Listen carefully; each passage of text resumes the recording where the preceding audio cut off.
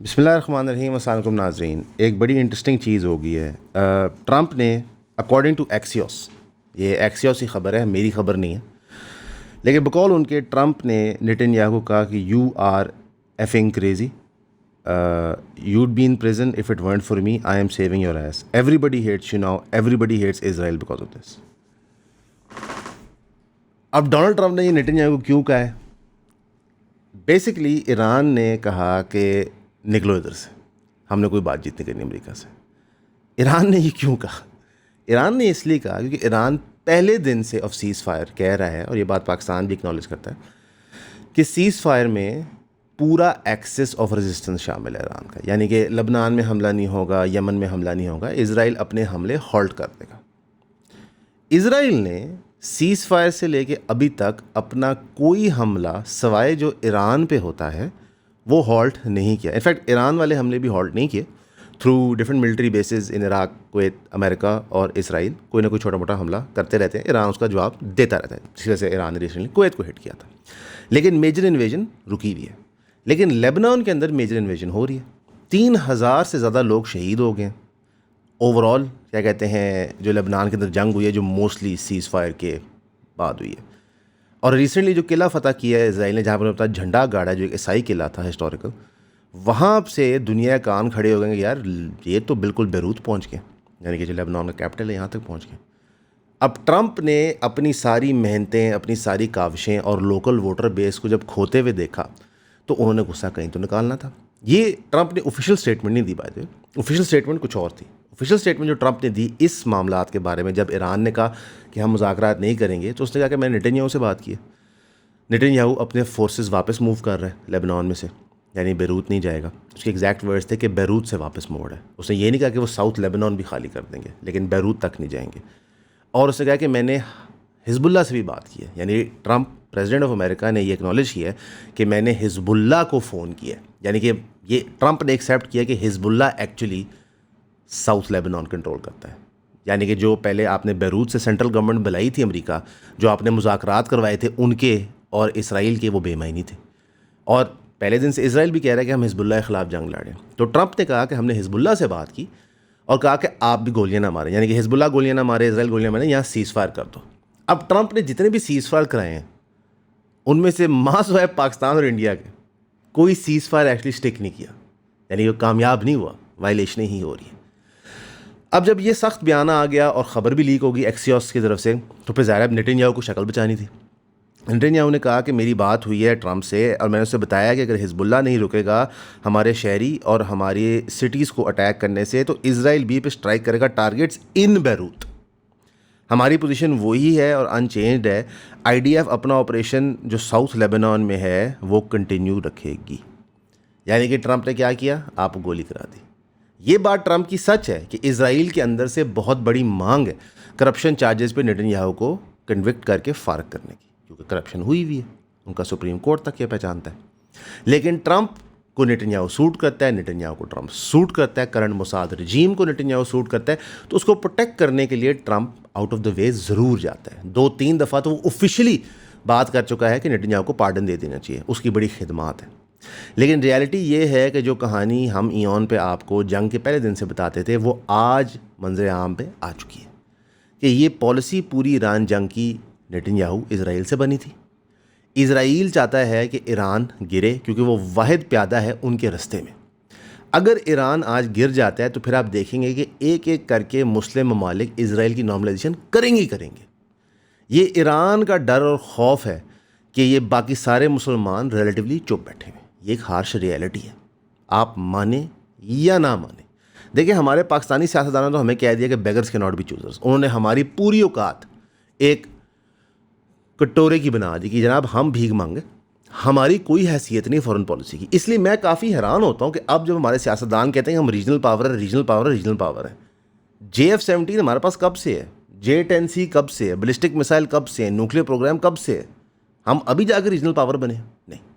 हमारे सियासतदान दो बातें बैक वक्त करते हैं। वो कहते हैं हम गरीब हैं जब उन्हें सूट करता है, जब उन्होंने आपके टैक्स बढ़ाने होते हैं, जब उन्होंने आपसे पैसा निचोड़ना होता है, जब उन्होंने लोन लेने होते हैं, कहते हैं हम गरीब हैं। लेकिन फिर वो कहते हैं हम रीजनल पावर है।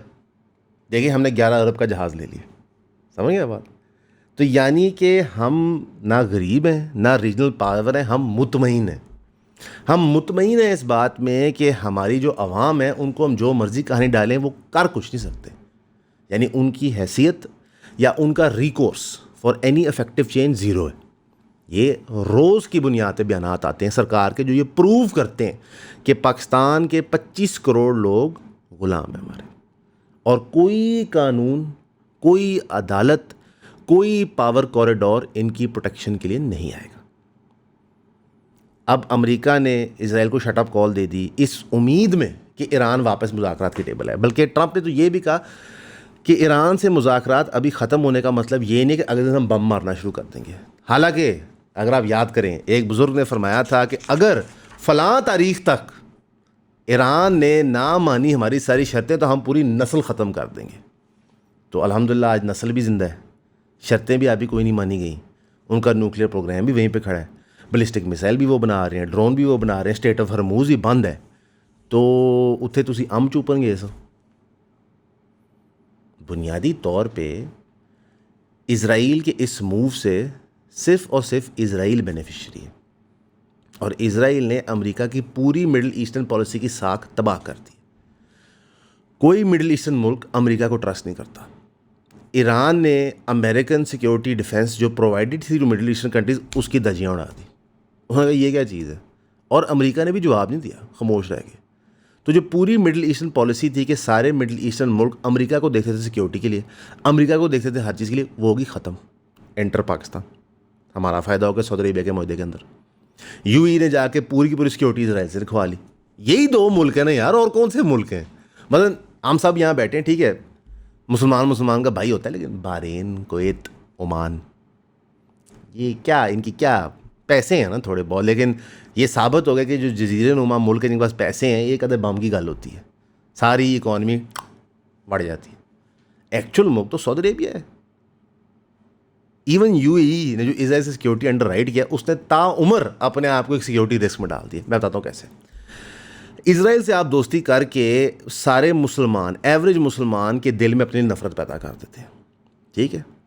उस नफ़रत को ट्रांसलेट करवाना किसी दहशतगर्द तंजीम के लिए इंतहाई आसान हो जाता है। हम पाकिस्तान की मिसाल से आपको समझाते हैं। KPK के अंदर आपने ऑपरेशंस किए दहशतगर्दी को ख़त्म करने के लिए। उन ऑपरेशंस के तहत लाखों लोगों की जानें वनरेबल होगी। ज़ाहिर है दहशतगर्दों ने भी जवाब देना शुरू कर दिया, लोग मरना शुरू हो गए, शहीद होना शुरू हो गए, लोगों के घर तबाह हो गए। आपने गाँव दर गाँव खाली करवाए, उनकी वजह से वहाँ पे एक major law and order situation बन गई, लोग वापस घरों में नहीं जा सके। उन सारों के दिल में रियासती इदारों के लिए नफ़रत बन गई।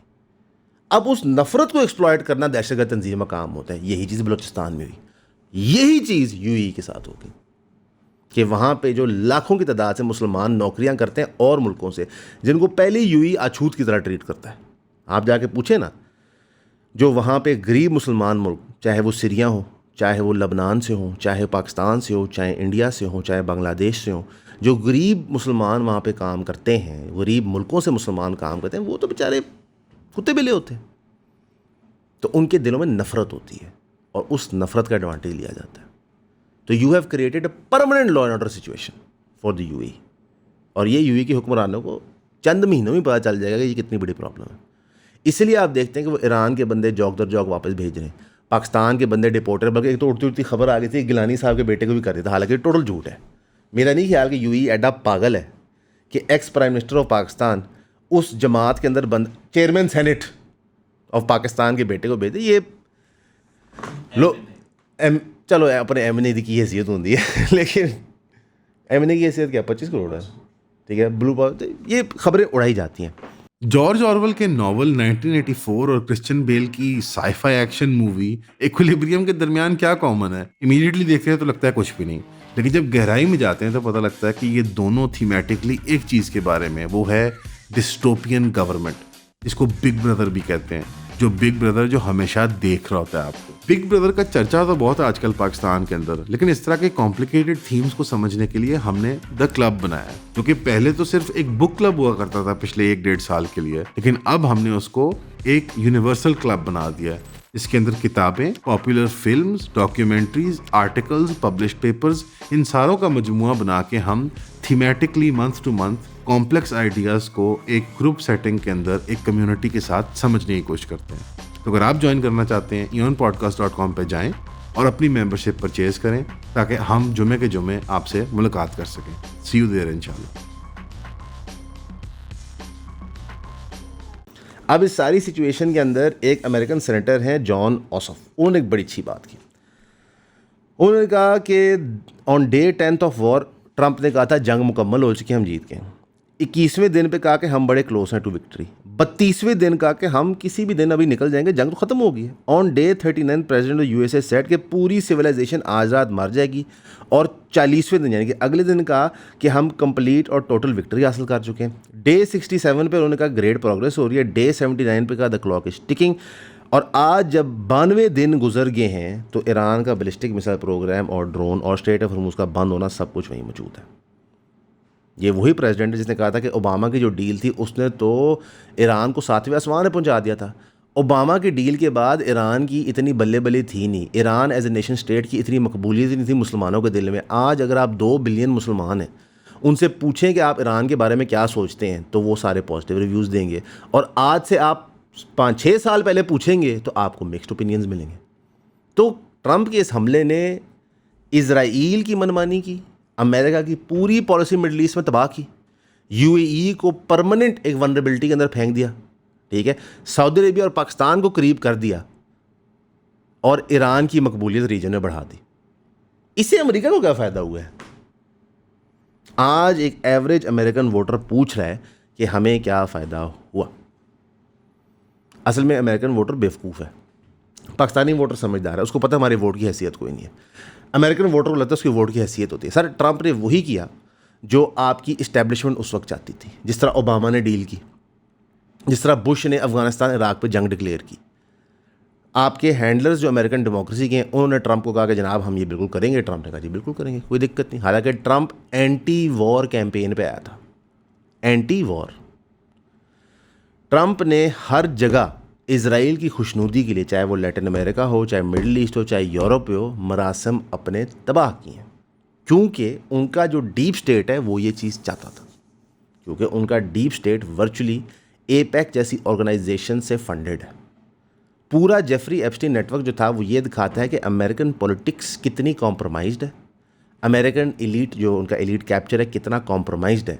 और वो सारा का सारा कॉम्प्रोमाइज्ड डाटा और मटेरियल किसके पास है? मोसाद। मोसाद किसकी इंटेलिजेंस एजेंसी? इजराइल। तो जाहिर है अमेरिका प्रो रशिया पॉलिसियाँ तो नहीं बनाएगा ना यार, वो प्रो इजराइल ही बनाएगा। ये आपकी रियलिटी है, ये आपकी पूरी पीस टॉक्स जो पाकिस्तान का एफर्ट था उसका कल्मिनेशन ये है कि ट्रंप अपने कुत्ते नेतन्याहू कंट्रोल में रख सकता। इनफैक्ट जो इजराइल के डिफेंस मिनिस्टर हैं इजराइल काट्स, उन्होंने कहा जी ट्रंप ने हमारी ही इक्वेशन जो इस्टेब्लिश्ड है उसको अडॉप्ट किया, according to which firing at our community means bombing in Beirut. ये असल मतलब है ट्रंप की स्टेटमेंट का। यानी कि अगर all of a sudden Israel के अंदर कोई फॉल्स फ्लैग हो जाता है और इजराइल कहता है कि ये हिजबुल्लाह ने किया है, इसके बाद इजराइल बम मार सकता है कहाँ पे? बैरूत पे। यानी कि इतना पैमाना है मुसलमानों की जान के दिफा का कि एक फॉल्स फ्लैग की मार होते हैं, उनको तबाह कर दिया जाता है। और अभी भी यहाँ पे लोग कहते हैं अमेरिका मज़हब फाते है, अभी भी यहाँ पे लोग कहते हैं कि हमें वेस्टर्न पैराडाइम, उनकी मोरालिटी, उनके स्ट्रक्चर्स को फॉलो करना चाहिए। सर उनके स्ट्रक्चर्स का ये रिज़ल्ट है जो आप वो करते रहे कि पहले दुनिया को लूटो, जब वसाइलों में कंपटीशन आए तो फिर दुनिया में फसादात फैला दो। जब अमेरिका यूएसएसआर वॉर चल रही थी, कोल्ड वॉर, तो पूरी दुनिया में आग लगी हुई थी, वसाइल की जंग थी ना। फिर अमेरिका को 25 साल मिले उन वसाइल पे मुकम्मल कब्जा करने के लिए। अब अमेरिका चाइना रशिया जंग लगी हुई है, पूरी दुनिया फिर आग में। और कोई मज़हब फाते शाते नहीं होते, ये सिर्फ आपको जमहूरियत के लिए, यूएन के डॉक्ट्रिन के लिए कहानियाँ बना के दी गई थी पिछले 70 साल में। 90 साल से पहले कौन सी जमहूरियतें थी? 100 साल से पहले कौन सी जमहूरियतें थी? ये पिछले 100 साल की शॉर्टेस्ट लिव्ड एक्सपेरिमेंट है। देख लेना, Ukraine great democracy of Europe, जहाँ पे अभी तक इलेक्शन ही नहीं वो करवा पा रहे ज़ेलेंस्की साहब, उनकी और रशिया की जंग ख़त्म ही नहीं हो रही। रशिया ने ओवरनाइट यूक्रेन के ऊपर हैवी अटैक स्टार्ट कर दिया, जहाँ पे कीव पे उन्होंने मेजर स्ट्राइक्स की, बिल्डिंग्स को आग लगा दिया। इसके जवाब में क्या कहते हैं, जो फ्रांस है और अलॉन्ग विद यूके पार्टनर्स, उन्होंने एक रशियन शैडो फ्लीट का टैंकर डिटेन कर लिया तेल का जो आ रहा था। साथ ही यूक्रेन ने कहा कि हम जितने भी लॉजिस्टिक सेंटर्स हैं रशिया के इन ऑक्यूपाइड टेरिटरीज, मेनलैंड रशिया नहीं, ऑक्यूपाइड टेरिटरी जो इलाके फतह किए ना रशिया, उन पर हमला कर देंगे। कर लो यार तुम हमला, मतलब पूरा यूरोप तुम्हारा एक तरफ है, अमेरिका तुम्हारे साथ है, तुम्हारे पास हर किस्म का पैसा है, मतलब तुम्हें $300 बिलियन मिल चुका है, तुम पट नहीं सके कुछ रशिया का। रशिया ना तो सिर्फ जंग जीत रहा है, तुम्हारे इलाके फतह भी कर रहा है, अपनी इकोनॉमी भी चला रहा है, दुनिया में नेगोशिएशन भी कर रहा है, वेपन्स भी बेच रहा है।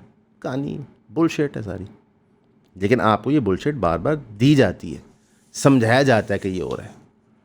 और ये जो बुलशिट है ना, ये आपको लोकली भी बहुत दी जाती है। मसलन आपको बताया जाता है कि पाकिस्तान के लिए मेजर खुशखबरियाँ आ गई हैं, पाकिस्तान सुपर पावर बनने लगा। पाकिस्तान, ओ भाई क्या हो गया आपको यार? IMF की शराइत पूरे करने के लिए आप 220 बिलियन के नए टैक्स लगा रहे हैं, ठीक है। IMF की शराइत पूरे करने के लिए आपने पेट्रोलियम लेवी से ₹22 कम की है, हिम्मत नहीं पड़ी है। हालांकि $93 से बैरल जो है वो आपका स्टेबल है इस वक्त, आपको हिम्मत नहीं पड़ी तेल कम करने की। जो आपको पता है हमारे पैसे बंद हो जाएंगे। बाकी ये जो खबरें आती हैं ना कि डार साहब ने अरगाची साहब से बात कर ली, ये हो गया वो गया, सिविलियन गवर्नमेंट का कोई ताल्लुक नहीं है। सिविलियन गवर्नमेंट जहाज़ में सिर्फ खाना पूरी करने जाती है। हमारी जो फेडरल गवर्नमेंट है ना, it is only a place holder government. हाँ, प्रोविंशियल गवर्नमेंट के बाद फिर कोई पावर है कि चलो यार को रोड बना दो, कोई ये कर दो, को वो कर दो। वैसे उसमें भी माशाल्लाह अब सारों के ही करतूत सामने आ गए। ये जो PTI का पूरा ड्रामा चल रहा है, आज इमरान खान से मुलाकात का दिन है, आज जनाब सुहेल अफरीदी साहब ने कहा है कि सारे MPs वहाँ जाएंगे, ठीक है। तो आपको लग पता जाएगा कितने बंदे पहुँचे कितने नहीं पहुँचे। और रियलिटी ये है कि एक कमेटी बनाएंगी कि जाके आउटरीच करे इन लोगों को जो मुतनफ़र हुए हैं MPs of PTI and KPK। जब वो उनको मिले तो उनका जवाब ये आया कि हम नाखुश हैं सुहेल अफरीदी की एफ़र्ट से इमरान खान को निकालने के लिए, सुहेल अफरीदी की efforts to lead cases against PTI worker, PTI worker मुकदमे में उनकी बहाली के लिए, और हम नाखुश हैं फ़ंड एलोकेशन पे, बेसिकली फ़ंड एलोकेशन पे नाखुश हैं। अभी क्या आ रहा है, बजट आ रहा है, बजट के अंदर क्या होता है, एक टग ऑफ वॉर होती है कि मेरे हल्के को बजट मिल जाए। वरना यार पिछले इमरान खान साहब जेल में अब 3 साल हो गए, और 23 से जेल में, सन 2024 से लेकर अभी तक PTI की हुकूमत है। तो क्या आपने पढ़ लिया? कुछ भी नहीं।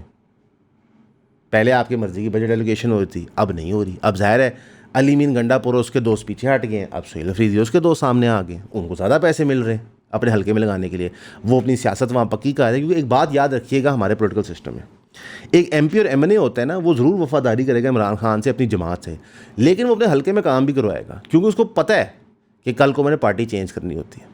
जी, मसलन मैं आपको छोटी सी मिसाल देता हूँ। इमरान खान साहब को अल्लाह लंबी ज़िंदगी दे, इंशाल्लाह वो जल्द बाहर हैं, अल्लाह सबको लंबी ज़िंदगी दे, सेहत दे। लेकिन इंसान है ना, इंसान की चीज़ें ज़िंदगी में एक ही चीज़ गारंटीड होती है, डेथ, ठीक है। खान साहब के फौत होने के बाद KPK का क्या होगा? यही सियासतदान जो हैं अपने हलकों में लोगों के पास जाएंगे और बताएंगे कि हमने तेरे लिए ये काम किया, ये काम किया, ये किया, तू हमें वोट दे, और फेडरल प्रोविंशियल लेवल पर जाए किसी जमात से मिल जाएंगे या नई जमात खड़ी कर लेंगे। यही चलता है।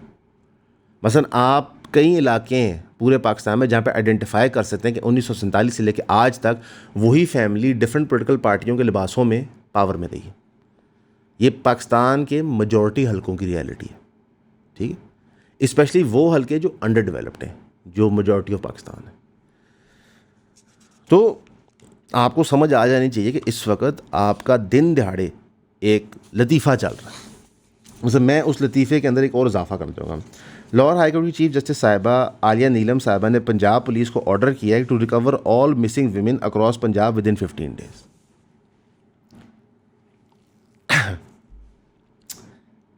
पहले क्यों नहीं पंजाब पुलिस ये कर रही थी? क्वेश्चन नंबर 1, क्या हमारी बच्चियों को महफूज नहीं होना चाहिए? जस्टिस आलिया नीलम साहिबा ने जो ऑर्डर दिया है वो इसकी क्या रियलिटी समझती है कि 15 दिन में रिकवर हो जाएंगे? What do she think? या सिर्फ प्रेशर टैक्टिक है कि पुलिस कोई हरकत करे? DIG investor Shoaib Khurram court के सामने आए थे जब उन्होंने ये बात की थी। 2021 से अप्रैल 2026 का डाटा प्रेजेंट किया गया, जहाँ पे 3250 से ज़ायद केसेस ऑफ मिसिंग वेमेन थे रजिस्टर्ड अक्रॉस पंजाब। उसमें से 1405 रिकवर कर दी गई थी, 1853 रिमेन मिसिंग थी। DIG ने 2 मंथ रिक्वेस्ट की to recover the remaining women. Chief justice express dissatisfaction. उन्होंने कहा कि पुलिस के पास साल थे एक्ट करने के लिए, इसको कहा डिपार्टमेंटल फेलियर है। अब मज़े की बात क्या है कि पुलिस ने यहाँ पे एक ऐसी चीज़ दाखिल की जो फैक्ट पे मबनी है। उन्होंने कहा हजूर 80% of missing girls actually contracted marriages में होती हैं। यानी कि जब आपकी बेटी घर से भाग के शादी करती है तो घर वाले क्या करते हैं, अगवा का मुकदमा डालते हैं। ये मशवरा भाई उनको वकील देते हैं, क्योंकि अगर आप सिविल कोर्ट के तहत जाएंगे कि यार हमारी बेटी ने ये किया वो किया, तो उसमें लीगली कुछ भी नहीं होता। You have the right to marry whoever you want in Pakistan. ठीक है, आपने इस्लाम के जितने भी शराइत या प्रोटेक्शंस थे वली के वो ख़त्म कर दिए हैं, औरतें अब कॉन्ट्रैक्शनल मैरिजेस कर सकती हैं। तो पुलिस ने कहा कि हजूर ये जो 80% की आप बात कर रहे हैं ये शादीशुदा, इनका हम क्या करें, अगवा का मुकदमा बनता ही नहीं है। अब देखते हैं इस पर क्या चीज़ बनती है। लेकिन हार्श रियलिटी ये है कि 80% लड़कियां जो रिकवर की गई थी वो मैरिड बाय चॉइस थी, उनमें से 15% वॉलंटरली अपनी फैमिलीज को वापस चली गई थी। मॉरल डिके की एक निशानी है ना जी, उसकी वजह से ये चीज़ आपको होते नज़र आ रही है। लेकिन आलिया नीलम साहिबा ने इस पर एक्शन लिया, एक्शन लेके सुर्खियों में आ गई, एंड दैट्स अबाउट इट। मसलन मैं आपको टोटल लोगों की माइंड सेट समझाता हूँ। ख्वाजा आसिफ साहब इज़ डिफेंस मिनिस्टर, वो आके ट्वीटें करते हैं इजराइल के ख़िलाफ़। भाई आप डिफेंस मिनिस्टर हैं, अल्लाह ने आपको जो वसाइल दिए हैं, आप तो गज़ा के लोगों के लिए बड़ा कुछ कर सकते हैं। You are a nuclear power and you are defence minister of that nuclear power. लेकिन आप भी ट्वीटों की हद तक रहे हैं। क्यों? ट्वीटों के तहत आप इमेज बिल्डिंग करते हैं, नैरेटिव बिल्डिंग करते हैं। ठीक है, और उस नैरेटिव बिल्डिंग के तहत आप अपनी पॉलिटिक्स और सियासत को चमकाते हैं, और ये सब सियासतदान कर रहे हैं। अनफॉर्चुनेटली हमारे ब्यूरोक्रेट्स भी कर रहे हैं, हमारे वीलॉगर्स भी कर रहे हैं, और हमारे तबके में हर बंदा ये कर रहा है। इवन ट्रंप अपनी पूरी फॉरेन पॉलिसी ट्रूथ सोशल पे जाके लिख देता है ग्रेटिफिकेशन के लिए, उससे भी प्रमोशन एड्स है। ट्रंप की करप्शन की भी इंतहा है, लगता है यहाँ से सीखे गया। अब अलीमा खान साहिबा ने ये कहा कि जनाब ये जो मार्केट में ख़बरें घूम रही हैं जिसकी बड़ी डिटेल्स बड़े वीलॉगर्स ने डिस्कस की हैं कि एक आर्मी चीफ़ की, फॉर्मर आर्मी चीफ़ की मीटिंग हुई है इमरान खान के साथ, ये कम्प्लीटली फेक है। अच्छा, मज़े की बात है कि अलीमा खान साहिबा ने उन लोगों के नाम नहीं लिए जो हमें डिटेल में बता रहे थे कि उन मीटिंग्स में क्या तय फरमाया। ये एक बड़ी इंटरेस्टिंग सियासी जमातों की स्ट्रेटजी होती है। मैं आपको मिसालों से देकर समझाता हूँ।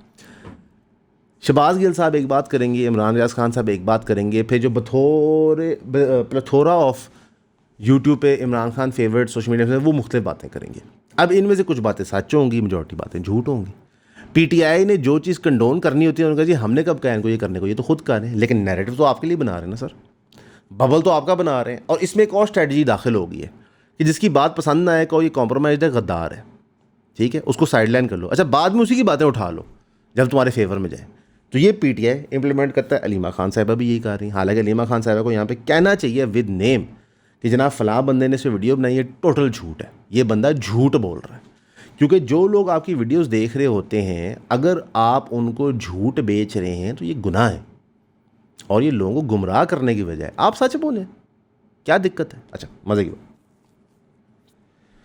उन्होंने कहा आपको हम ये नून लीग के तरीके से समझाते हैं। एक है जी मिठा ऑफिशियल जी, वो बैठ के बातें करते हैं ये फोश किस्म की मुख्तलिफ सियासी जमात के लोगों के बारे में, उनको अताउल्लाह तारड़ साहब लेके फिर रहे होते हैं।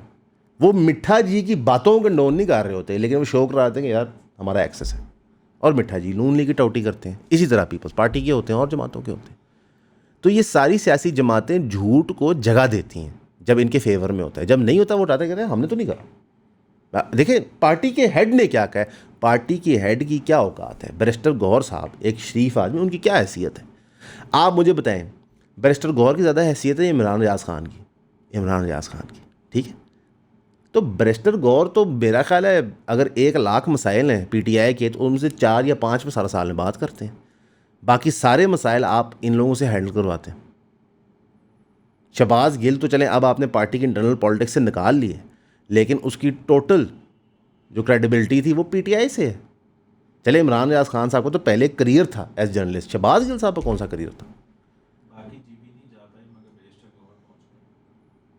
यहाँ पे मरोज साहब ने अपनी कंस्पिरेसी दाखिल कर दूँगा जी, देखें बाकी सारे पीटीआई वाले जीबी से निकाल दिए, लेकिन बैरिस्टर गौहर साहब पहुँच गए। यार मैं कोई सच्ची बात बताऊँ, कोई सियासतदान इस्टेब्लिशमेंट मुक्त नहीं है, इंक्लूडिंग इमरान खान साहब। आप माने या ना माने आपकी चॉइस है, क्योंकि हमारा जो पूरा सियासी सिस्टम है ना, उसकी रियलिटी क्या है कि उमर अयूब खान साहब सुप्रीम जुडिशल काउंसिल के पास जाते हैं बताने के जी चीफ इलेक्शन कमिश्नर जो हैं सिकंदर सुल्तान राजा साहब थे, ये करप्ट हैं। एसजी से जो सुप्रीम जुडिशल काउंसिल के याया साहब हेड हैं, उन्होंने कंक्लूड किया कि जनाब ऐसा कुछ भी नहीं, उन्होंने पटिशन उठा के बाहर फेंक दी।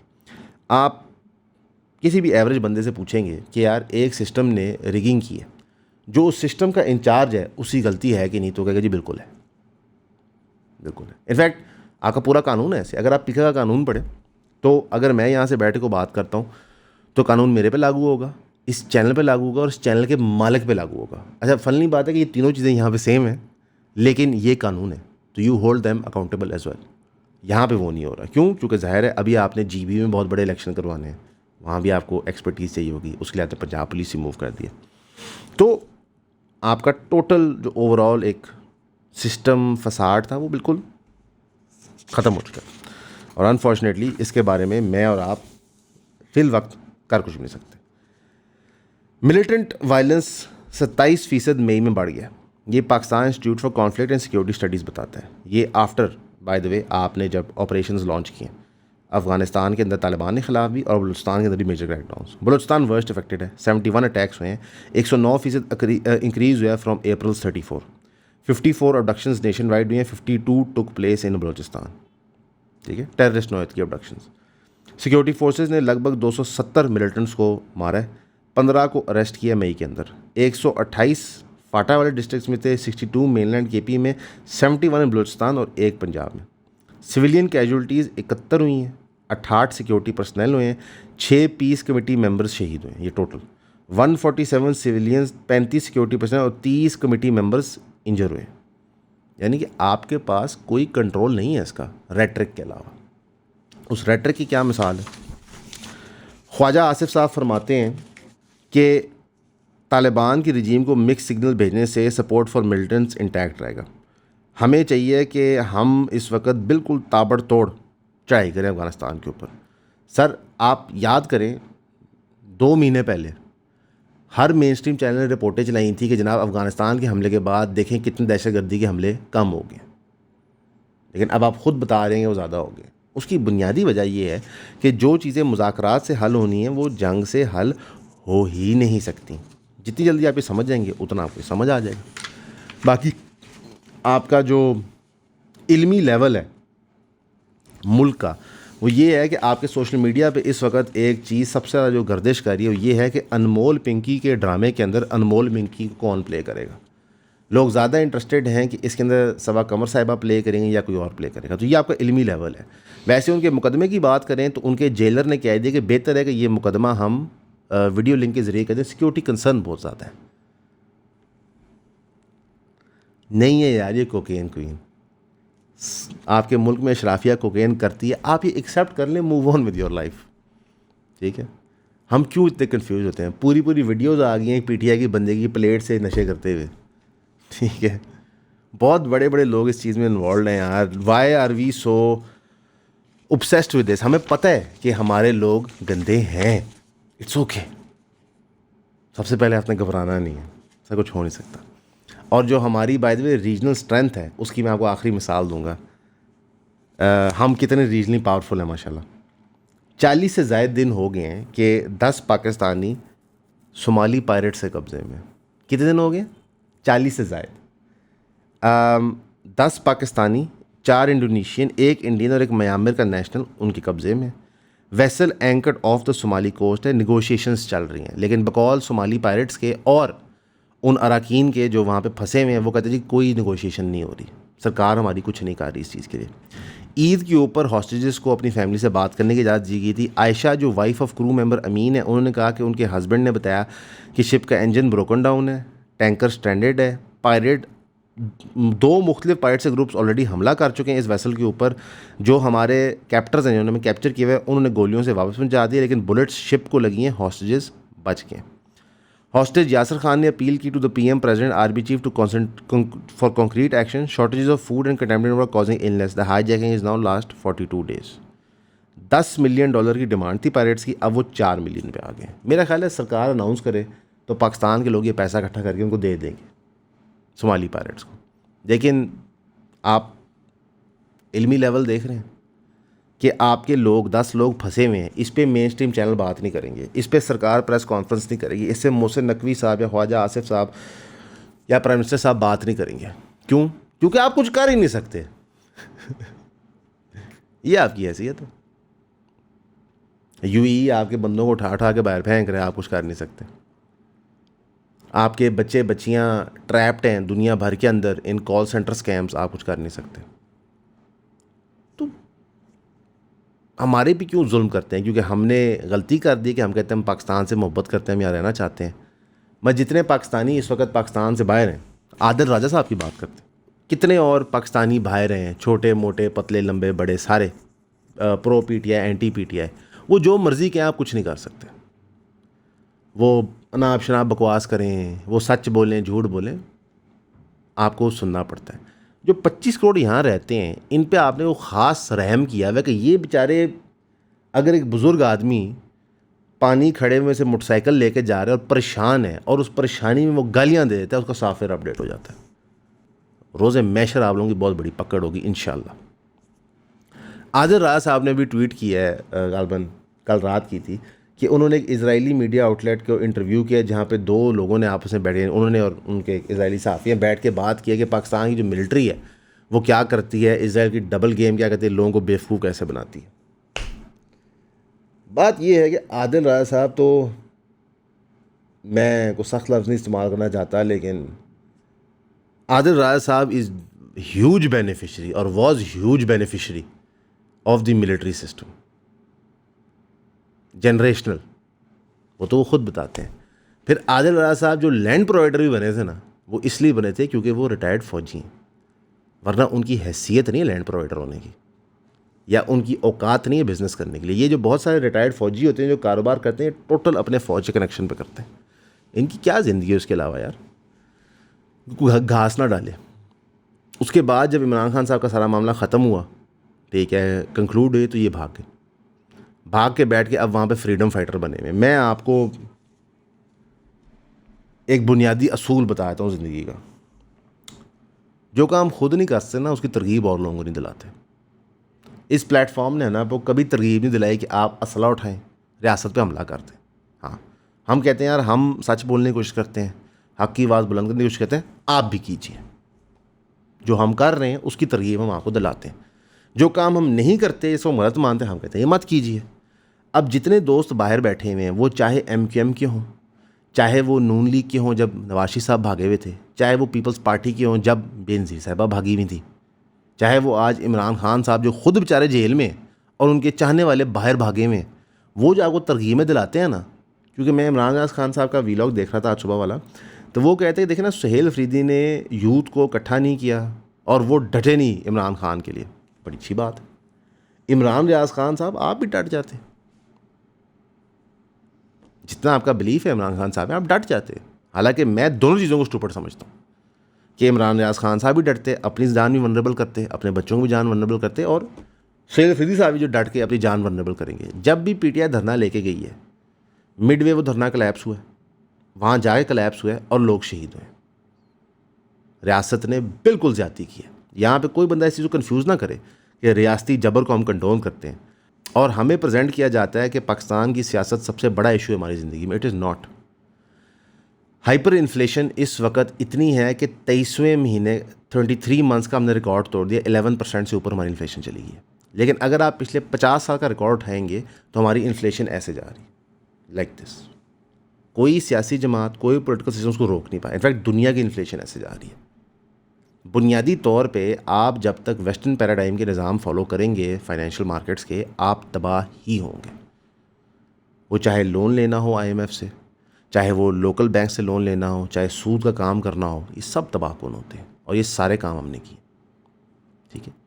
आप चाहते हैं बाई लीडर मैं बताऊँ, IMF के प्रोग्राम सब ने ज्वाइन किए, सब ने कर्जा स्कीम्स का बेनिफिट उठाया। 90s के अंदर नवाज शरीफ बेनज़ीर का तो कंपटीशन चल रहा था।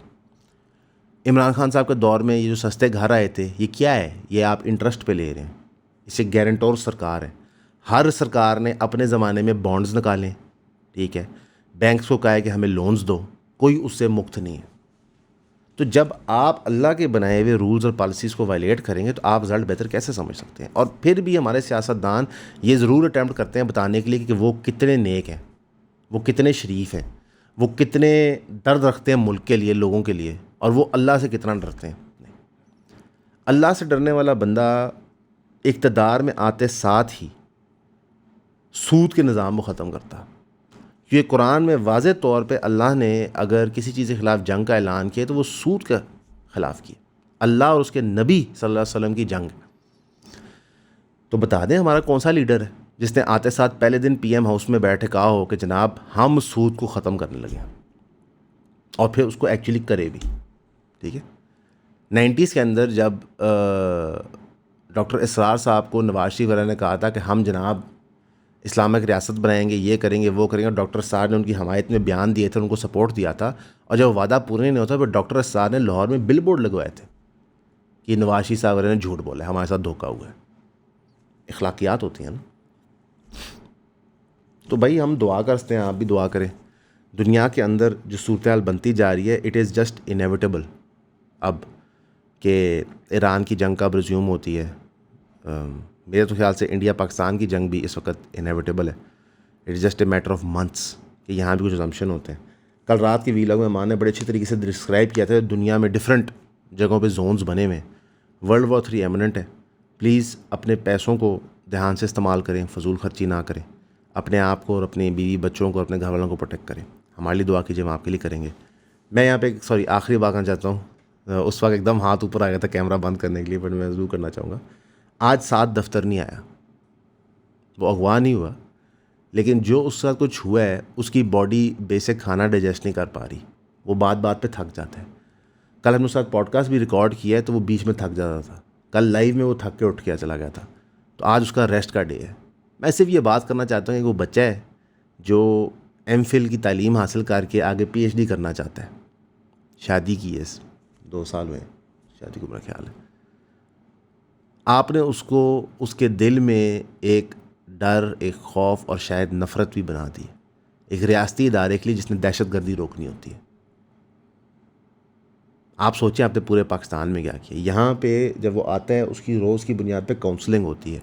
मैं भी करता हूँ, मान भी कहता है, तार साहब भी कहते हैं, उसके दोस्त भी यहाँ करते हैं कि यार it is what it is. लेकिन जिस पे गुजरी होती है उसको कन्विंस करना कि it is what it is कितना मुश्किल होता है। फिर हम काफ़ी चीज़ों पे खामोश भी हो जाते हैं, जैसे ठीक है यार सब गलत हुआ है। तो साथ के लिए भी ज़रूर दुआ कीजिएगा, अल्लाह उसको सेहत भी इम्प्रूव करे इंशाल्लाह, और कि थोड़ा सा जो एक मेंटल इम्पैक्ट होता है इन चीज़ों का, अल्लाह उसमें से भी उसको निकाले, उससे ख़ानदान को निकाले। देखिए हमने 9 मई के बाद देखा था कि जब पीटीआई के घरों के दरवाज़े तोड़े गए थे वर्करों के, और उनकी औरतों को उठाया गया था, वो खौफनाक वीडियोस आज भी मुझे याद है कि जहाँ पे पंजाब पुलिस वाले घरों में घुस रहे हैं, एक बेडरूम के अंदर एक खातून है बड़ी उम्र की, और वो दरवाज़े बंद कर रहे हैं और वो चीख रही है। आपने जो लोगों के दिमाग में अपना इमेज बना दी है ना, आप जल्लाद हैं। आपने यजीद का इमेज अपने दिमाग बनवा दिया, फ़िरौन का बनवा दिया। तो वापसी का रास्ता बड़ा कठिन है, और वो इख्तियार करते हुए आप लोग इवन स्टार्ट ही नहीं करना चाह रहे। तो दुआ कीजिएगा सबके लिए जी, हम भी दुआ करेंगे। हमेशा की तरह आपका सुनने का शुक्रिया।